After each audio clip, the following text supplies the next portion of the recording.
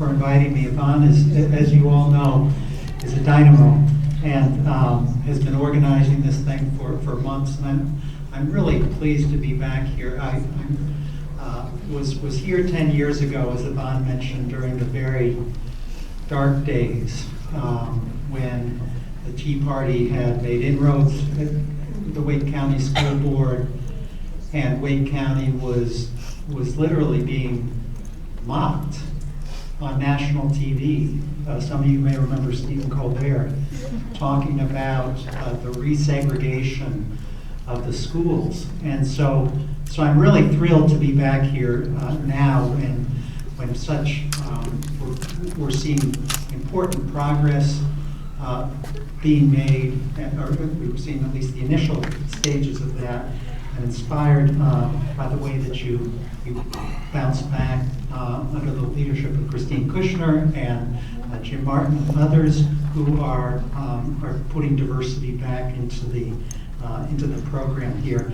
I'm also pleased to be here with my friends from Charlotte and applaud Carol Sawyer on her leadership in the Charlotte-Mecklenburg Public Schools.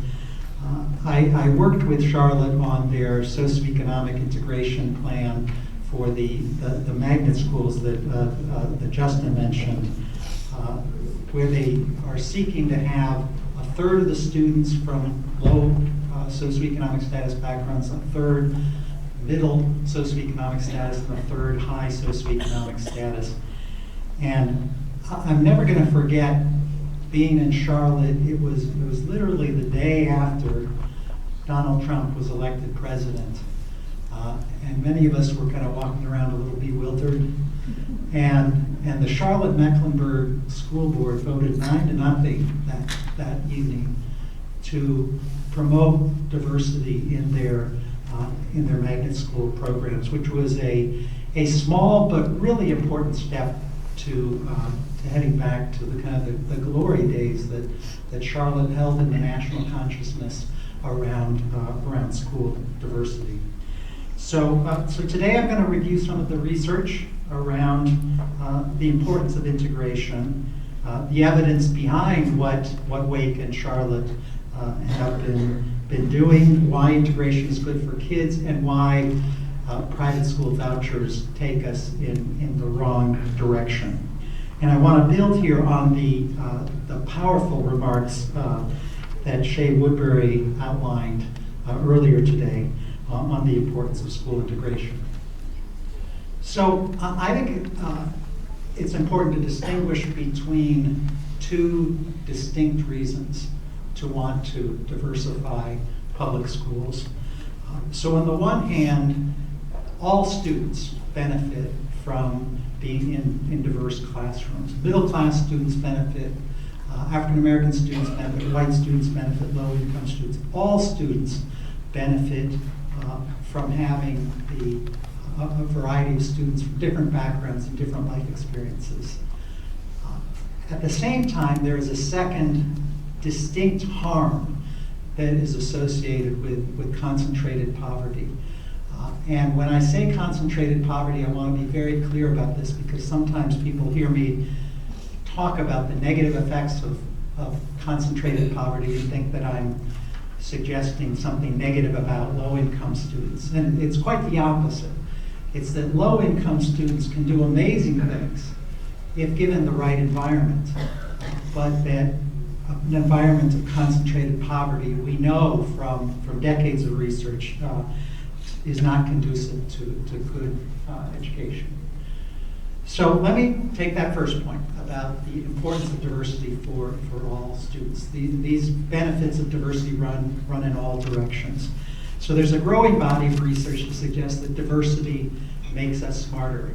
When students bring those different life experiences to the classroom, the learning is deeper, and lots of research has shown that the problem solving is much more creative and deeper when students bring those different experiences to the classroom. Looking forward, we know that students in diverse classrooms also gain important job skills. That the number one reason that people are fired in the workforce. It's not that they're incompetent. It's that they can't get along with individuals, oftentimes individuals of different backgrounds. So having the opportunity to be in a diverse classroom benefits all of those students who are learning how to navigate in a what will be a workforce that is increasingly diverse.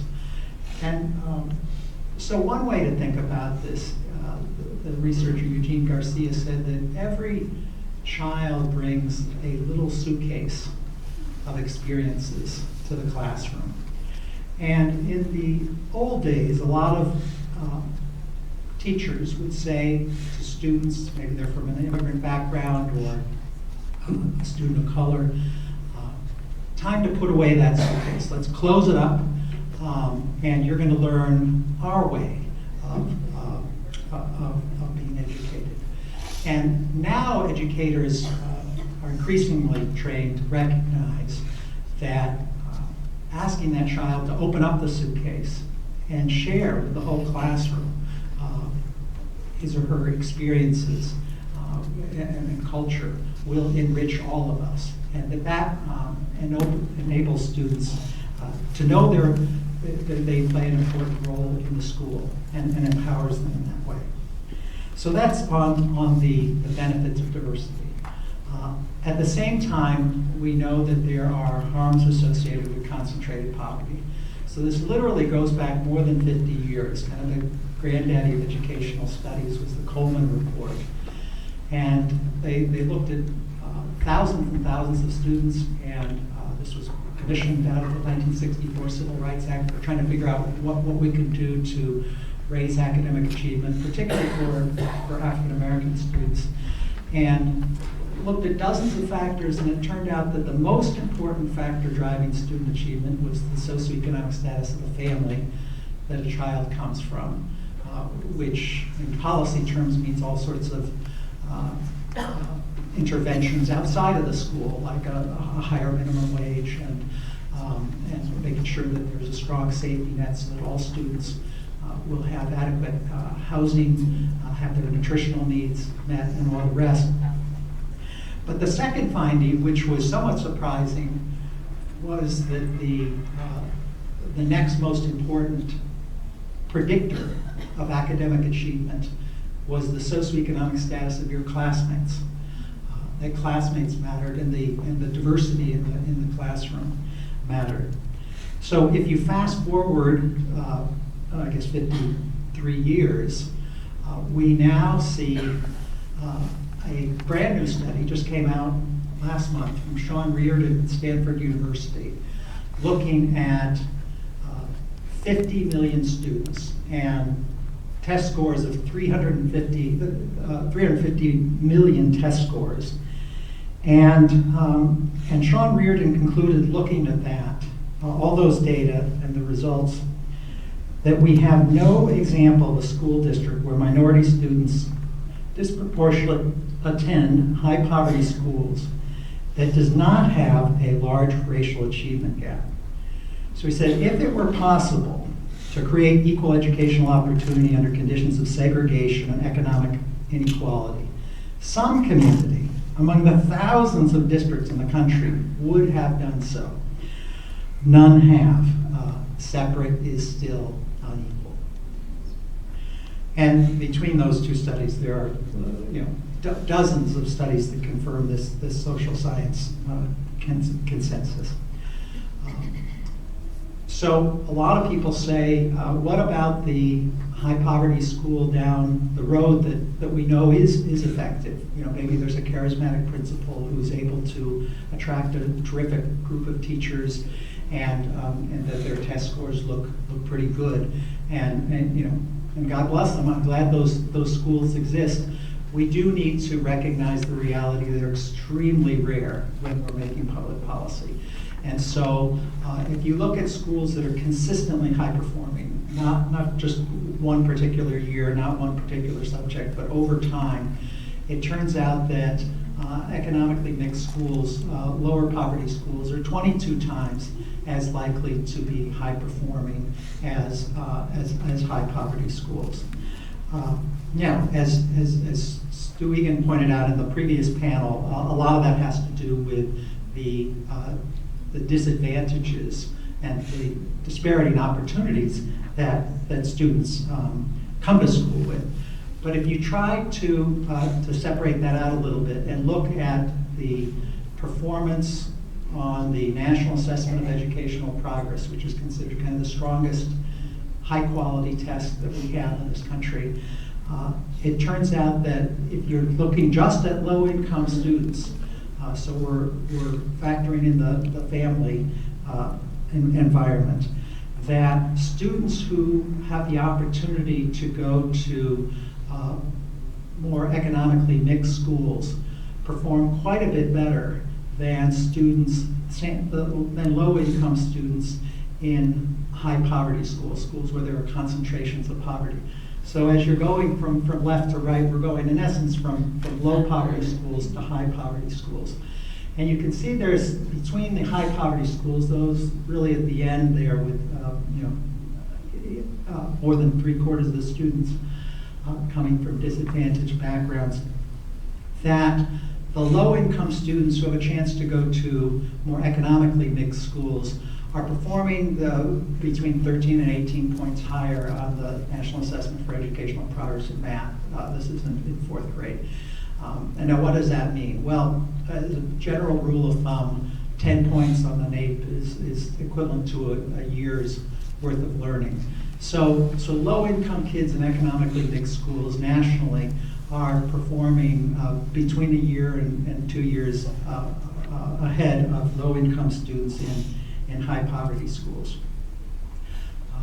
Now, some people look at the difference between the low-income schools and the middle-class schools and say, well, what if we just invest more money in high-poverty schools? Wouldn't that make up the difference? And I'm certainly a supporter of more resources for disadvantaged schools because there is some evidence that can have an effect. But it turns out that integration has a far more profound impact on the academic achievement of low-income students than does compensatory spending. So, and there was kind of a researcher's dream in Montgomery County, Maryland, right outside of Washington, D.C., to compare two strategies.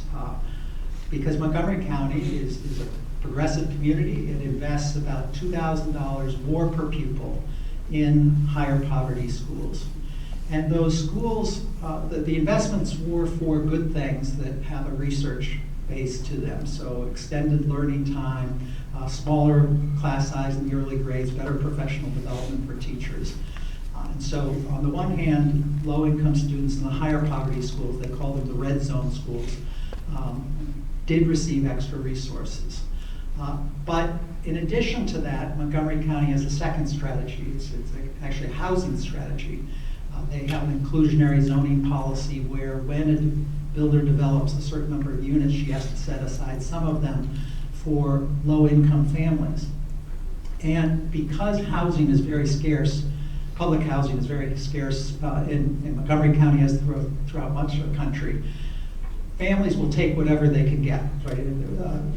Whether it's in a middle-class community or a low-income community. So there was essentially random assignment of low-income students to these two interventions. They could go to a middle-class neighborhood and go to the local middle-class public school, or be in a higher poverty school that spends extra, $2,000 extra per pupil. And so the question was, where were the students doing better? And Heather Schwartz at Rand did this research and looked over time. And you can see in the first couple of years, it didn't make that much difference in which place the students were. But over time, the low-income students in public housing in the green zone, which were the lower poverty schools, did far better than the low-income students in the higher poverty schools, the red zone schools, that were spending more per pupil. The students in the economically mixed schools, the lower poverty schools, saw the math gap between them and middle class students cut in half. The reading gap was cut by 1/3. Now the question becomes, was it the fact that the students got to live in these middle class neighborhoods or attend the middle class schools that mattered? And Schwartz concluded from a variation in the data that about 2/3 of the positive effect of the housing intervention was because of the school, and 1/3 because of the neighborhood. So there are other districts that have been at the work of school integration for a long time. Cambridge, Massachusetts is one of them. They have a plan where all of the schools are supposed to be within 10 percentage points of the district average for free and reduced price lunch. So they try to avoid having any high poverty schools or any schools that are extremely affluent. They have that goal of having a mix, and most of the schools are nicely integrated by income, also integrated by race. And Cambridge is seeing the benefits of that plan and its other interventions as seen in graduation rates. So this graph looks at, or presentation looks at the difference between different subgroups of students, low-income students, African-American students, white students, and Hispanic students. In Cambridge, it's the blue line, so those are the highest graduation rates. Massachusetts, which does pretty well nationally in terms of graduation, is the orange line, and then Boston across near Cambridge. You can see those sets of students do not do quite as well. And I'm encouraged by some recent research I saw from UNC on some of the academic benefits that you're seeing in Wake County, even though there's been obviously some slippage on the socioeconomic integration plan. But I think the national data suggests that paying renewed attention to school diversity in Wake County could be very important. Christine Kushner mentioned the idea of being a steward of resources on the school board. And one of the questions that comes up is, should a school board be, diverting money from the classroom to school buses? Because shouldn't all the dollars be going to the classroom? And so we looked at that in a Century Foundation study a number of years ago, and integration does cost some additional money because we know that the old style of simply engaged in compulsory busing with no kind of sweetener available for families who have options doesn't work as well as programs like you have in Wake County, where there are large numbers of magnet schools, and in Charlotte to affirmatively attract students of all backgrounds to schools. And that costs more. Magnet schools cost about 10% more on average when you include the transportation costs and the training of teachers and equipment and the rest. But the benefits that have been quantified in terms of increased graduation rates that then result in enormous benefits for the community in terms of wages and the taxes and reduced costs on the criminal justice system and healthcare and the like, suggests that the benefits of investing in integration exceed the cost by a factor of 3.3. And when you put in the public and private benefits together, the benefits exceed the cost by 5.5. Now, the other thing I want to mention today, which I didn't used to talk about, I used to talk about strictly about the test scores, was the importance of integration for our democracy, which we've had a wake-up call in recent years on the need to have public schools not only produce good workers for the economy, but also good citizens who can perform their function in a democracy. And there's been actually a long-standing concern going back a number of years about declining faith in democracy, particularly among young people. So there's research to suggest that there's been an uptick in the number of students, young people, I think it's age 16 to 24, who say that democracy is either a bad or very bad way of setting up a government. I mean, it's an astounding statistic. So we now are at 24% suggesting it's a bad or very bad system. So we need to do a much better job with civics education. And in order to make civics education work, you really need to have integrated schools. Because if the textbook is saying, we're all equal, we all have an equal vote, kids will interpret that differently if they are in an integrated classroom where, in fact, students of all different races, all different income levels, have the chance to come to public school together, than if they are in segregated schools where there are really nefarious messages sent, particularly to the privileged kids, about whether, in fact, we're all equal, all deserving of equal respect. So that's important. The founders were very concerned about the rise of the demagogue in a democracy, and that was kind of their biggest fear. And if we had integrated schools, we would not have candidates who ran for office who could vilify certain groups in our society, Mexican immigrants, Muslims, for example. And that kind of appeal would not work if white Christian students attended school in large numbers with Muslim students and Mexican American students. When you know people of different backgrounds, you're much less susceptible to the argument that this other group is causing all of your problems. So in a democracy, you need integrated schools.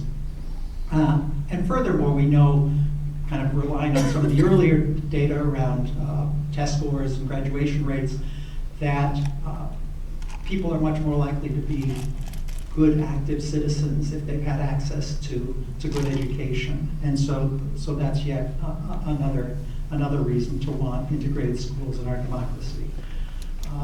By contrast, the private school voucher movement directly undercuts democratic values. And a colleague of mine at the Century Foundation, Kimberly Quick, who was looking at North Carolina's voucher program a couple of years ago, and she came across this from the Fayetteville Christian School, which wasn't at all subtle about what kind of students it wanted in its school. Now remember, as you all well know, that in North Carolina, money can flow to private schools, and in a recent year, the Fayetteville Christian School got $280,000 of your taxpayer money. And then they had, but in the admissions requirements, they were quite explicit and said they would not admit students from families who express faith in non-Christian religions, such as, but not limited to, Mormons, Jehovah's Witnesses, Muslims, non-Messianic Jews, Hindus, and Buddhists. And then they kind of upped the ante and said, well, we also won't admit families that engage in illicit drug use, sexual promiscuity, homosexuality, or other behaviors that Scripture defines as deviant and perverted. So compare that to the public school system, which takes all comers. If you're black or white, if you're low income, middle class, if you are from any different religion, if you have special needs, The ideal of public education in this country, which we need to continue to reach toward, is that that they would take all comers. All are welcome. No one will not be admitted. So at this time when our nation is so deeply divided, I think we have to do everything we can to make sure that we support integrated public schools that can hold our country together. I mean, at their best, public schools can promote social mobility on the one hand and social cohesion on the other. And that is something that's very, very precious that we need to do everything we can to hang on to. Thank you.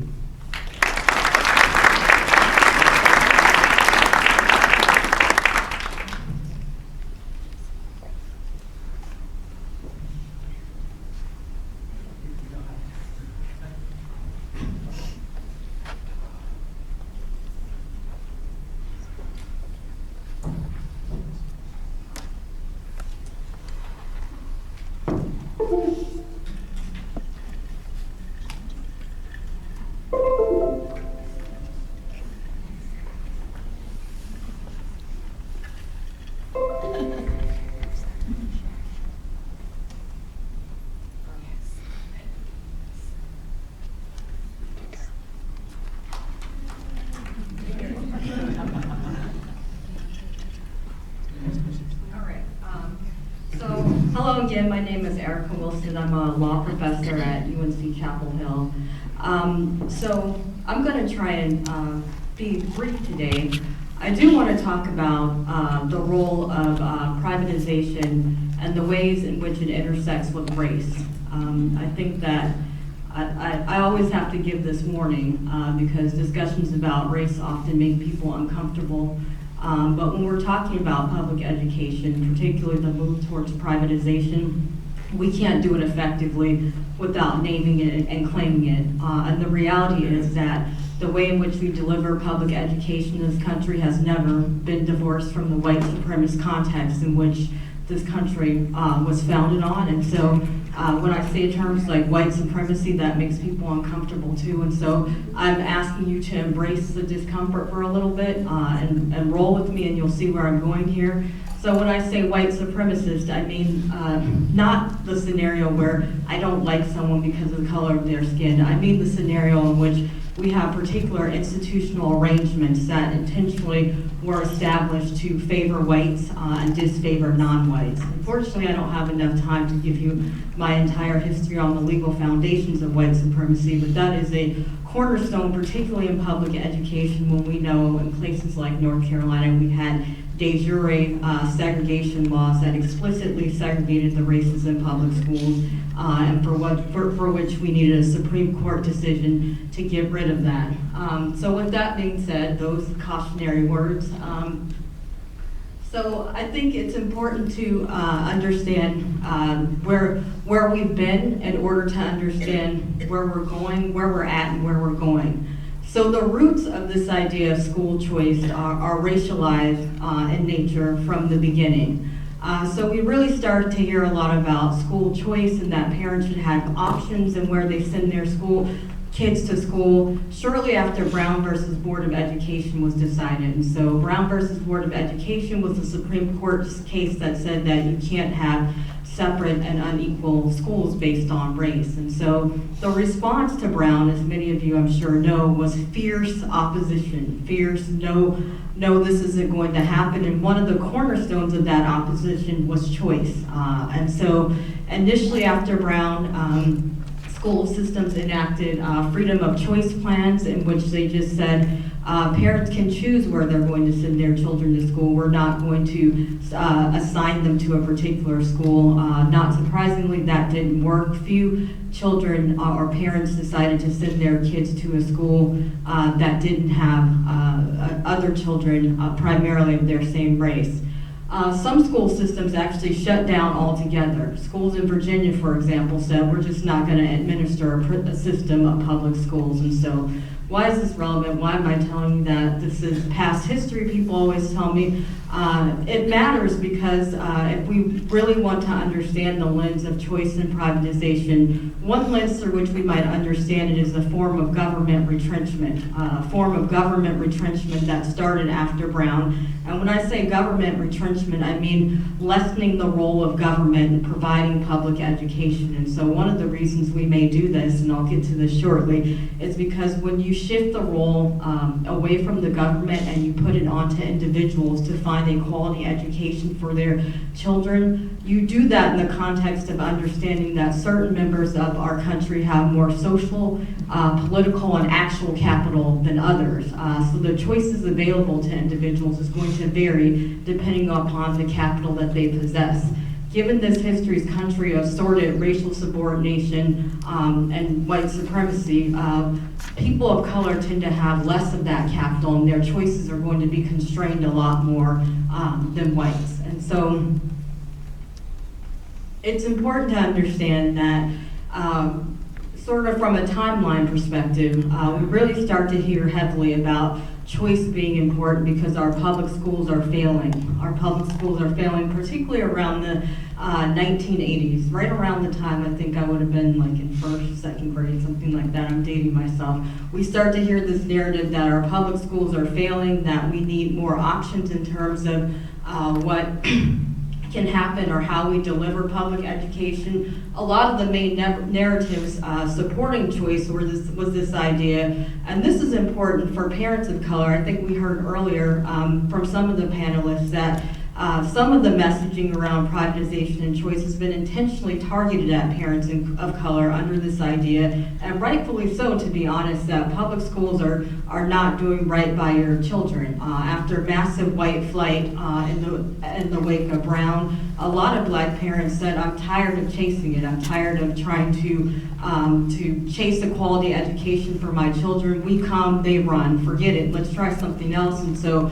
choice is the vehicle that is currently in vogue in terms of what we should be trying. If we give more parents of color choice, we don't have to worry about white flight. We can make our own schools excellent. And so that's one of the primary drivers of school choice in terms of marketing towards parents of color. The other rationales really are that the public delivery system is not capable of delivering a quality public education. And we've heard from other panelists why that's just not true today, but really the move towards choice and privatization is in many ways an attack on the very notion that education is a public good and that this institution of government should be the one that delivers it. The last sort of rationale we hear is that private schools do it better, they better prepare citizens for life in our democracy, and if we can emulate a system that's includes more choice and is closer to the private context, we can improve education for all. But that has consequences, and it has racialized consequences. And so one of the points I really wanted to emphasize today is that not all charter schools are the same. We hear a lot about charters broadly defined, but in an article I wrote that I think has been linked to the website, resources called The New White Flight, I do a typology of charter schools where I talk about the ways in which for parents of color, or children of color in particular, charter schools are not, talk a little bit about that. For parents of color in particular, charter schools are often seen as a way out of a crumbling public school system. But when we see with the kinds of charter schools that children of color usually are attending, you have two scenarios usually. One is that schools are using unsavory marketing techniques to try and get kids to go into those schools so that they can get the money that flows with them. And so I have this example here, the $100 gift card to beef up enrollment, get kids of color, particularly in those schools, Or you have the other scenario where there are a handful of schools like the Harlem Success Academies, etc., and you see these really awful and voyeuristic documentaries where parents are waiting in line to get into a lottery in order to get their kids into a particular school. And so there's a story of either scarcity, that there aren't many schools out there and this is a great option, or the story of predation, where students of color in particular are being funneled into charter schools that are not doing all that great by them, and they're having to rely on unsavory techniques like this in terms of enrolling children of color in charter schools. And so that's the story for students of color, but the story that we don't talk about enough is the story for white students. Much of our problem integrating schools is a problem of whites avoiding students of color. That's just, it's not fun to say that, but that's the reality of it. It's been like that since post-Brown, and it continues to be like that. So one of the problems that choice brings is that choice gives people the ability to exclude through failure to choose, particularly if you are in a group who has the kinds of social, political, and actual capital to realize choices in ways that other groups don't. And so with white parents in particular, white parents, the research shows, will consistently choose schools that will place their children in the racial majority no matter what. There have been studies that have shown that even though racialized proxies are often used for why parents make certain choices, for example, I'm choosing based on school quality, I'm choosing based on safety, etc. Even when you take those factors out, the reality was that the higher the percentage of black students in the school got, the less likely white parents were to choose that school for their children, no matter the quality, no matter the safety, etc. And so what that allows with charter schools is it allows for this phenomenon of excluding through failure to choose, because charters allow people to choose where they want to go to school rather than to be assigned. In North Carolina in particular, some charter schools are serving as white flight vehicles. They are vehicles for parents and students to flee from racially diverse school districts. And so one way to look at the data is to say that the same number of children of color and white children are enrolling in charter schools. But if you break the data down, not at an aggregate level, and you look at individual schools, you see a different story. So in North Carolina in particular, we have what I call white charter school enclaves. And so I pulled data from the Charlotte schools and the Durham schools, and I'm using some examples. So if you look at the percentage, the pink bar represents the percentage of white students in the district in Charlotte. The purple bar represents the percentage of white students in those individual schools, the Charlotte Lab School, Bradford Preparatory School, Pioneer Community School. And you can see that in Charlotte, the percentage of white students in the district is somewhere around 30%, but each of those individual charter schools, I think one, the Pioneer Community School, is somewhere around 80% white. The other two are somewhere in the high 50s, low 60% white. And so I actually live in Durham, North Carolina, and we see the same thing in Durham. The percentage of white students in the district in Durham is somewhere between 17 and 20%. But then when you look at individual schools within Durham, and in Durham, these three charters, I would say, are considered the high prestige schools for which there are the number of students seeking to enroll exceeds the seats available. You see that the percentage of white students in those individual charter schools greatly exceeds the percentage of white students in the district. And so this matters because to the extent that charters enable people to realize their preference to avoid integrated schools, it makes it hard as a matter of law to combat that. So I'll close by talking about why that matters as a matter of law when choice patterns when racial segregation patterns in schools are ostensibly a matter of choice and not direct government action. It matters because our Supreme Court has said many, many times at this point that racial segregation in schools that's attributable to private parental choice is beyond the purview of the federal Constitution. There's nothing that we can do to remedy, as a matter of constitutional law, segregation patterns that are because people are choosing to live in certain places or choosing, in this instance, to go to particular charter schools. And so what you essentially have then is the state serving as a vehicle to allow racialized preferences to be realized, and in the end, immunizing any kind of ability to contest those choices or regulate those racialized choices through something like an equal protection claim. And so this allows us to reify racial segregation in schools, to throw up our hands and say there's nothing that we can do about it. People are choosing where they want to go to school, and in theory, right, parents of color could choose to go to those white charter school enclaves, but the realities are the way our laws and policies are set up regarding charter schools, it makes it harder for some groups of parents to choose to go to those schools. So for some concrete examples, charter schools aren't always required to provide free and reduced lunch. They're not always required to provide transportation. And so another hidden way that's not talked about enough, I think, is that there are some charter schools that are specialized in their curriculum, be it project-based learning or Montessori or whatever the case might be. And those kinds of specialized schools tend to attract more affluent parents, usually more likely to be white parents. Many of our more disadvantaged parents, economically disadvantaged parents, don't know what the hell project-based learning is, to be honest. It is and this is what I mean when I say social capital. I mean, particularly to the extent that people get information about what schools are good through social networks. Our social networks tend to look like us. If no one in your social network is talking about project-based learning or Montessori schools, that sounds like a foreign language to you. Not to mention, a lot of parents of color don't want to send their children to hyper-white schools because there are psychological and other costs associated with that people are starting to realize just aren't worth it. And so where does this leave us?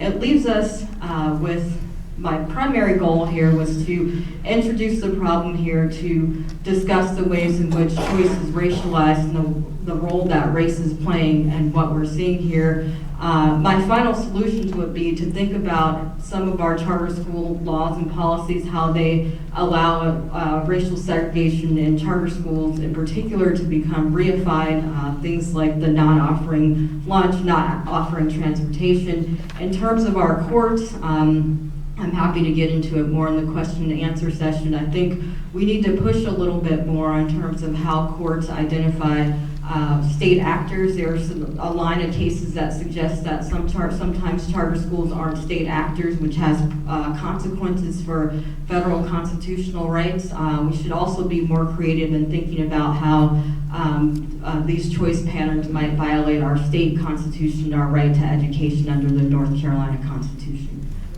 Thank you.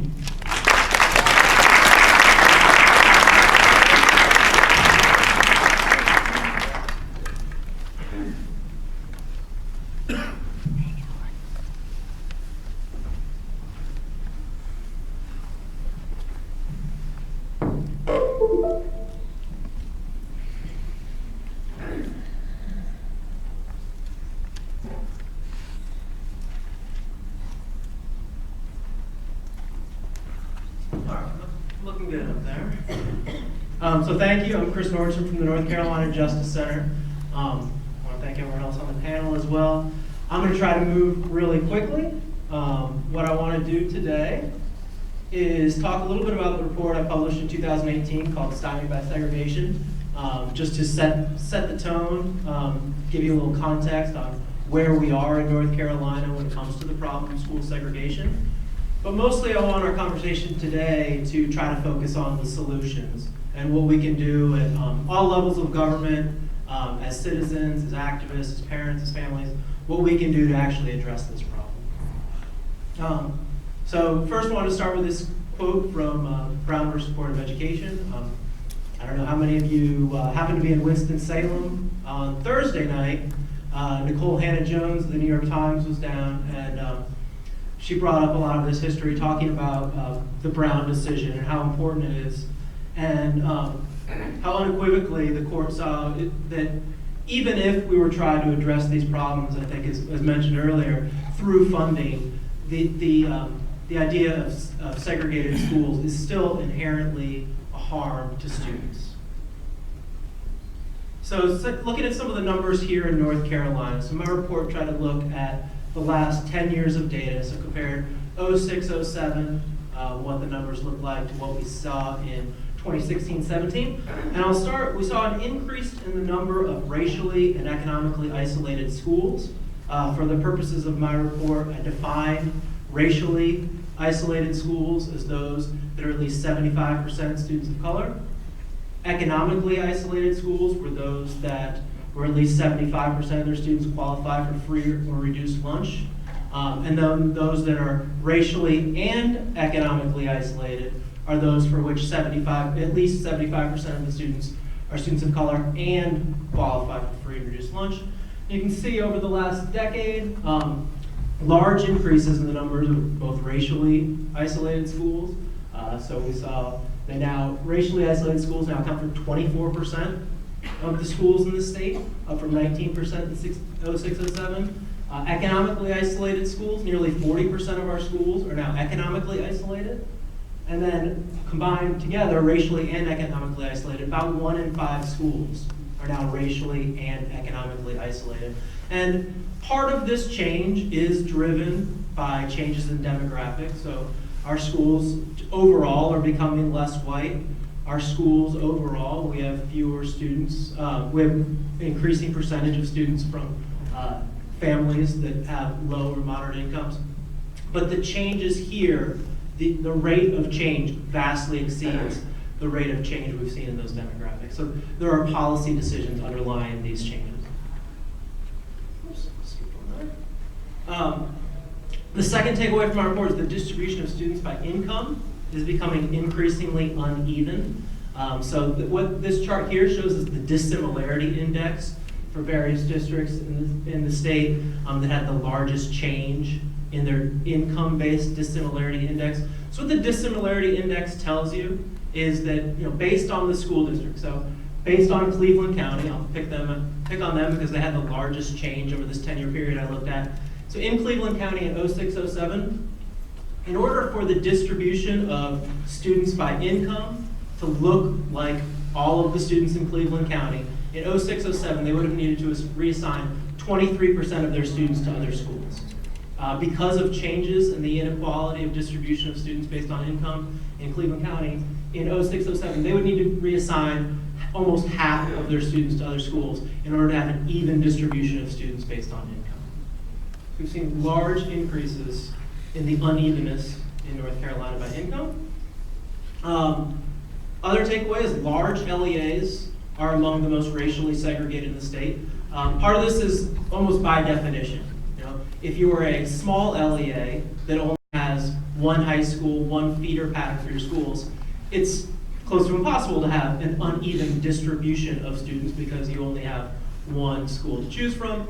Our larger LEAs have multiple schools. They also reflect the entrenched residential segregation patterns.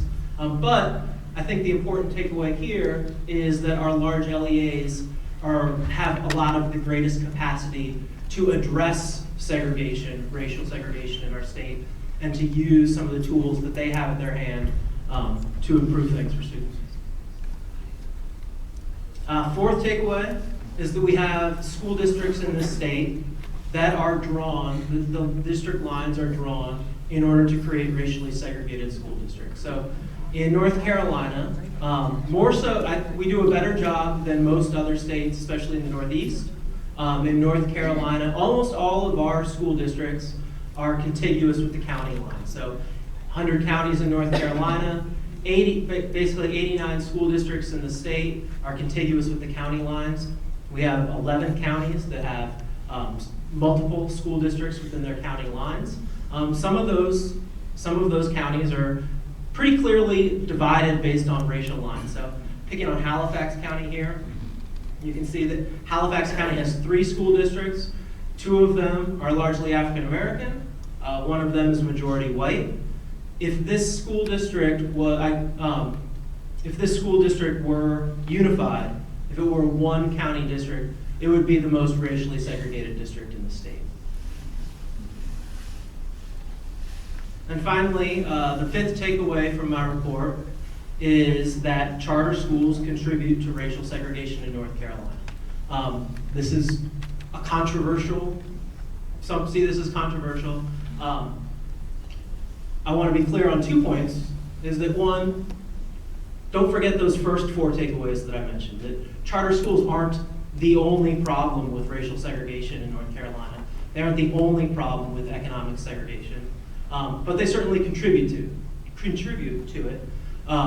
It's clear from my research, this is backed up by every other study that has looked at the numbers in North Carolina, is that charter schools contribute to racial segregation. And I think another important point, a lot of the charter community gets very defensive about this point, is that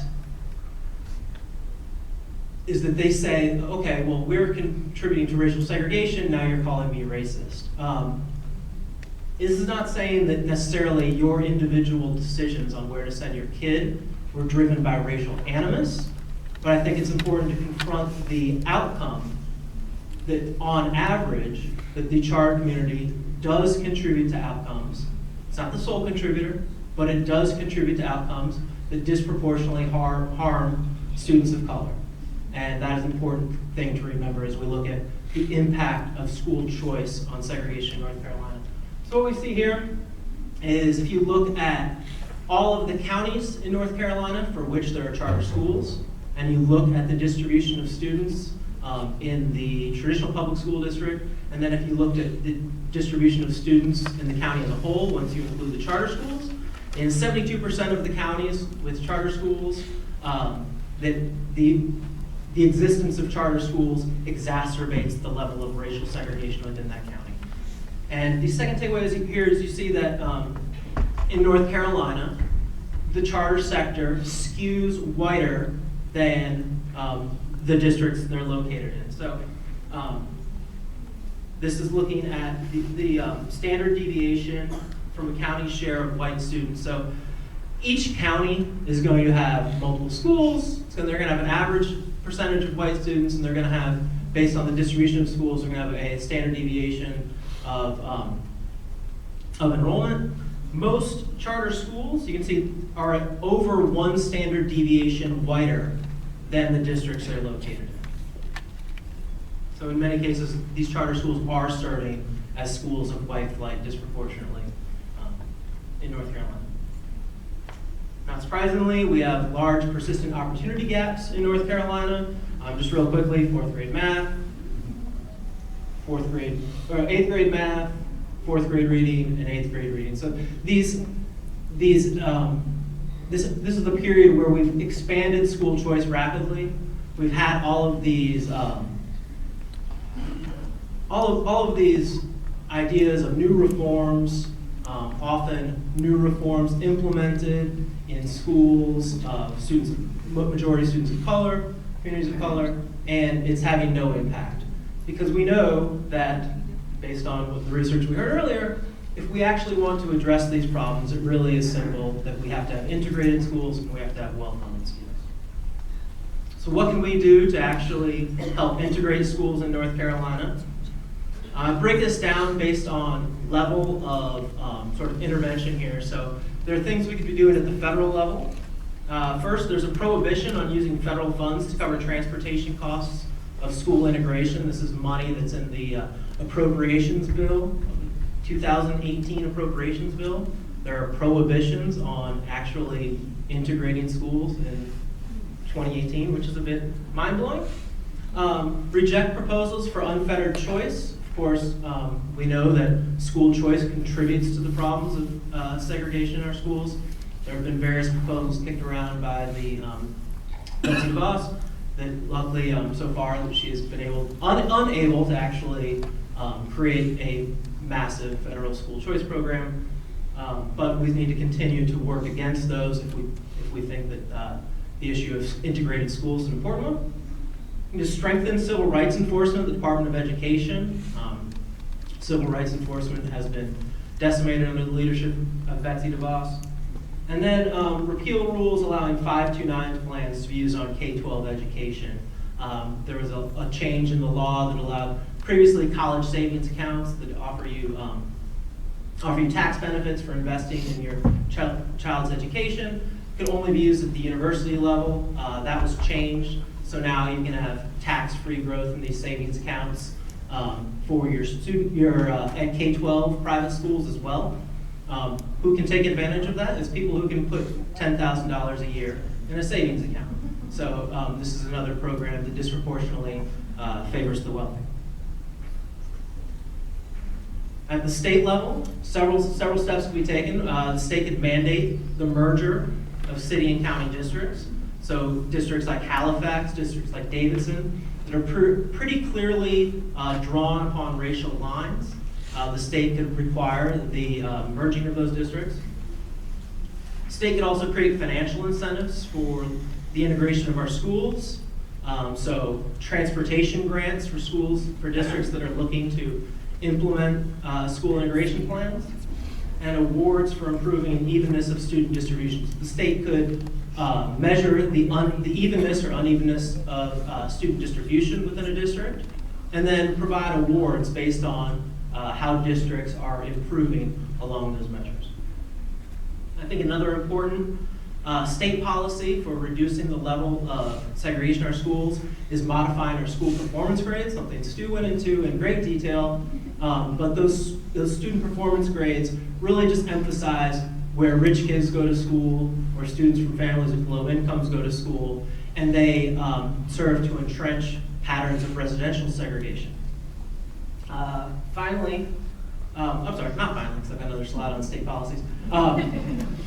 I think another important idea, this is one that I like a lot, that I have not seen any other state come up with, is to add measures of school segregation to our school report card data. So when Stu brought up this school report card page, the schools were categorized green, yellow, red, based on their growth score. The idea here is that you could do that based on the level of segregation in the school. So there are measures you can look at that will compare, sort of mathematical formulas that will compare the demographics of a school to the demographics of the larger county. You can categorize these schools as segregated, sort of medium or diverse schools, and then you can color code and add that to our school performance grades websites. The idea here is that sort of the classic saying of what gets measured gets done. And if we know exactly where the issues are, where we have high levels of segregation, that'll allow policymakers across the state to seek to remedy those problems. Some additional policies that can be changed at the state level, of course, charter schools. As mentioned, charter schools aren't required to provide transportation or participate in the National School Lunch Program. There's no reason we can't require that. We can enforce the requirement that charter schools' demographics reflect those of the school district they're located in. That was an original language that was included in the charter school authorization. It's since been watered down by the General Assembly. I've reached out to the Office of Charter Schools. They monitor it, but don't do anything with that information anymore. And then finally, at the state level, reject initiatives that further segregate schools. Our school committee panel talked about municipal charters that have been authorized in Charlotte-Mecklenburg, allowing those predominantly white suburbs to form charter schools for the benefit of their own citizens, even though they're paid for by families from across the Charlotte-Mecklenburg area. There have been efforts to look into the breakup of large county districts. I think large county districts are one of the great sources of pride in North Carolina. One of the most successful ways that schools in North Carolina are not as segregated as they might otherwise be. So I think resisting efforts to break up large urban districts. And then there was another proposal a couple years ago to create what I would call corporate charter schools, that if a corporation were to make a donation to a charter school, then the children of employees of that corporation would have preferential enrollment in that charter school. Just another way to create economic disparities, economic advantages for students in that charter school.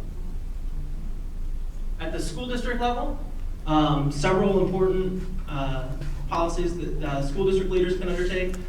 First is income or achievement-based student attendance policies, like we've talked about how Wake County used to have.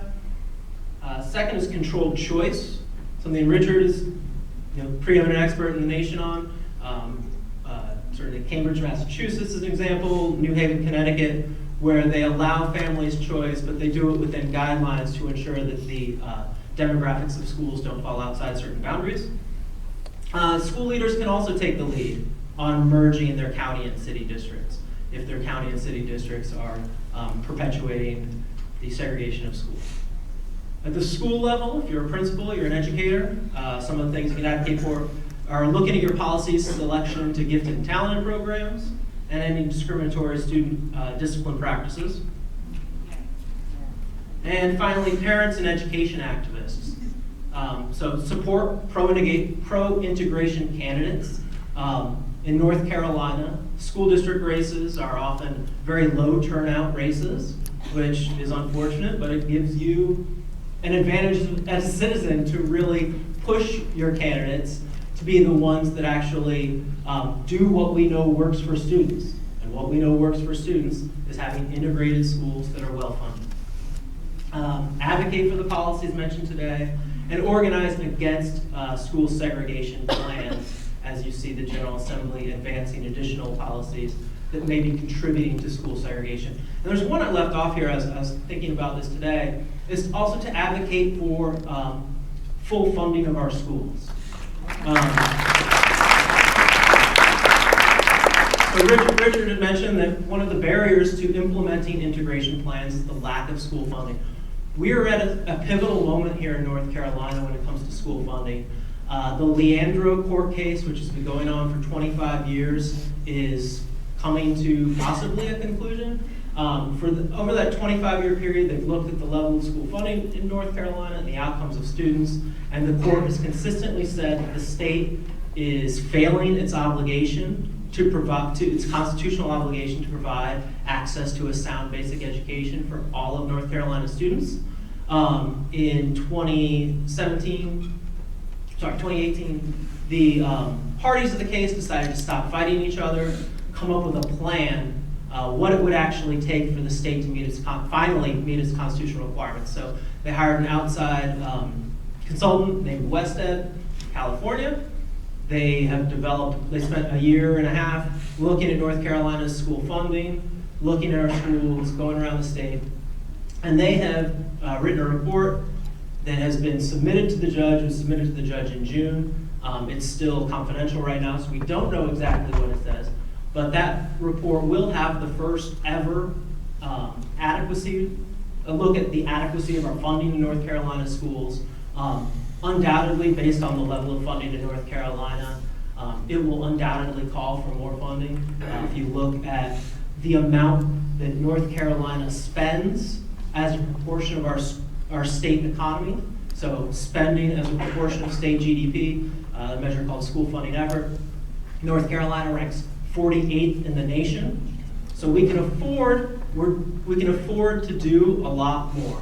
If North Carolina had the average level of school funding that average level of school funding effort of other states across the nation, it would require North Carolina to increase school funding by $3.6 billion. So that's just to meet the average effort. And that's a large chunk of money that we can afford to do.